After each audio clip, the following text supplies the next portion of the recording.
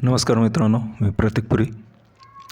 मी काही वर्षांपूर्वी स्त्री पुरुष संबंधांविषयी, स्त्री पुरुष समानतेविषयी आणि स्त्री पुरुष यांच्या एकत्रित राहणीतील ज्या काही समस्या अडचणी होतात त्यावर काही लेख लिहिले होते जे मला वाटतं की आजही प्रासंगिक आहेत. अर्थात जोवर या जगात स्त्री पुरुष आहेत तोवर ते प्रासंगिकच राहणार आहे. तर एक 10-12 लेख होते. माझी अशी इच्छा होती की ते लेख तुमच्यासाठी सादर करावेत. त्यातला पहिला लेख आज मी सादर करणार आहे आणि त्यानंतर जसजसा वेळ भेटेल तसतसे मी ते बाकीचे लेख देणार आहे. लॅपटॉपवरून वाचणार आहे, त्याच्यामुळे माझं लक्ष जास्त करून तिकडे जाईल. तर पहिला लेख आहे स्त्री पुरुष समानता, स्त्रीवाद आणि पुरुषांचं शोषण. स्त्री पुरुष संबंध आणि सहकार्याबाबत आपल्याकडे अनेक गैरसमज आहेत. त्यातून अधिक चुकीच्या गोष्टी जन्माला आल्या आहेत. स्त्री पुरुष समानता, स्त्रीवाद आणि पुरुषांचं होणारं शोषण या 3 गोष्टींविषयी या लेखात आपण विचार करूयात.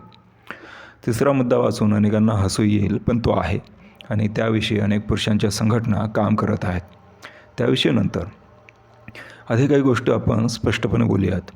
या 3ही प्रकारच्या विषयांमागे स्त्री पुरुष हे स्त्री पुरुष आहेत, त्यांना माणूस म्हणून किंवा व्यक्ती म्हणून निर्लिंगी पद्धतीनं वागवलं जात नाही हा खरा प्रश्न आहे. या दोघांचीही एकमेकांविषयीची मतं आणि एकमेकांसोबतचं वागणं हे लिंगाधारित असतं. म्हणजे एक स्त्री म्हणून एका पुरुषाकडे तो पुरुष आहे याच नजरेने पाहते आणि अर्थात पुरुषही तसंच वागतात. दोघांच्या मनात आपण माणसं आहोत, व्यक्ती आहोत ही भावना सहसा नसतेच. त्यामुळे पारंपरिक पद्धतीनं स्त्री पुरुषांवर जे संस्कार लादले गेलेले असतात त्यानुसारच दोघेही एकमेकांशी वागत बोलत असतात. त्यातून मग त्याच पद्धतीच्या लिंगाधारित कृतीही घडत असतात. ज्यात स्त्रियांनी हे करावं ते करू नये आणि पुरुषांनी ते करू नये हे करावं अशा मर्यादांची बंधनं दोघांवरही घातली जातात. अर्थात हे खरंच आहे की यात जास्त नुकसान हे आजवर आणि आजही स्त्रियांचंच घडत आलं आहे. पण याचा अर्थ असा नाही की पुरुषांचं नुकसान झालेलं नाही, त्यांचंही झालं आहे. फक्त त्यांना त्याची जाणीव नाही आहे जी अलीकडे व्हायला लागलेली आहे. स्त्री पुरुष समानतेचा मुद्दा अलीकडे काही वर्षांमध्ये जोर धरत आहे. यात दोघेही मानसिक व शारीरिकदृष्ट्या सारखेच आहेत, त्यामुळे त्यांनी एकसारखी कामं करायला हवीत असं म्हटलं जातं. मुख्यतः स्त्रियांनी पुरुषांसारखे सर्व कामं करावीत असा आग्रह धरला जातो. जिथे पुरुष जातात, जे करतात ते स्त्रियांनी करण्याची अनुमती मिळावी, त्यांच्यावर आजवर जी बंधनं टाकली गेली आहेत ती उठवून त्यांना मुक्त स्वातंत्र्य मिळावं अशी ही मागणी आहे. यात वरवर पाहता काही गैर नाही, पण आपण जरा खोलवर विचार केला तर दिसून येईल की यानं मुख्य प्रश्न सुटणार नाही. उलट आणखी काही नवे प्रश्न निर्माणच होणार आहेत. पहिले लक्षात घ्यायला हवं की आपण तथ्यांचा स्वीकार करण्यात नेहमीच मागे पडतो. खरं तर त्यात लाज बाळगण्यासारखं काही नाही. उलट तथ्य नाकारून आपण स्वतःला संकटात घालत असतो आणि अधिक प्रश्न तयार करत असतो. स्त्री पुरुष समानता ही तात्विक बाब असायला हवी, पण आपण त्याला शारीरिक व मानसिक गोष्ट करून ठेवली आहे.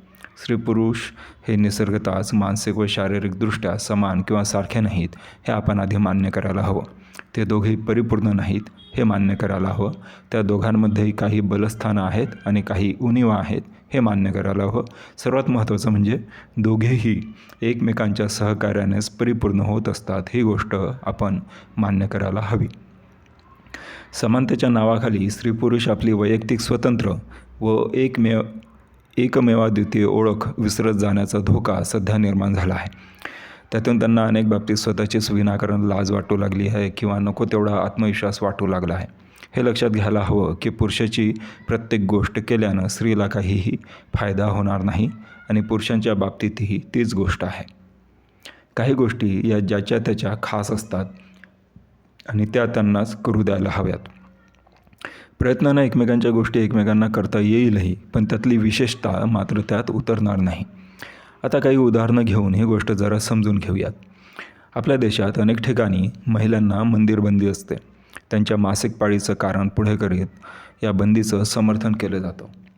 ही मंदिरबंदी उठवावी म्हणून आंदोलनं होत आहेत, झाली आहेत. काही ठिकाणी ती यशस्वी झाली आहेत. कायद्यानेही त्यांना मान्यता दिली आहे. पण यातून स्त्रियांचा नेमका काय फायदा झाला आहे, त्यांच्या उन्नतीसाठी याचा विचार कोणी करताना दिसत नाही. देवधर्म आणि त्यांच्याशी संबंधित कर्मकांडात स्त्रियांना अडकवून त्यांचं आजवर कमालीचं शोषण झालं आहे. मग त्या शोषणात पुन्हा अडकण्याची ही हौस का?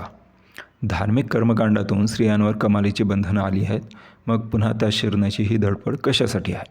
या मंदिर प्रवेशामुळे त्यांचं जीवन सुधारण्यास काय मदत होणार आहे? केवळ पुरुषांना प्रवेश म्हणून आम्हालाही प्रवेश हवा, हा बालिशट्ट आहे आणि मूर्खपणाच आहे. पुन्हा स्वतःहून स्वतःला त्याच धार्मिक बंधनात अडकून घेण्याचा हा अट्टास का? मासिक पाळी हा नैसर्गिक शरीर धर्म आहे. पुरुषांना जसं वीर्यस्खलन होतं तसाच हा प्रकार आहे. याविषयी जागृती करण्याऐवजी मंदिरात प्रवेशासाठी आग्रह धरणं हे प्रतिगामीपणाचंच लक्षण आहे.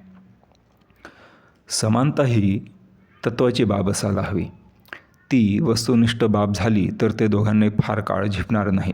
स्त्रीवाद ही गोष्ट या समानतेच्या अगदी विरुद्ध आहे आणि ती ना स्त्रियांसाठी योग्य आहे ना पुरुषांसाठी. कारण असं दिसून आलं आहे की यात स्त्रिया अत्यंत कर्मठ भूमिका घेत एकांगी बनत आहेत.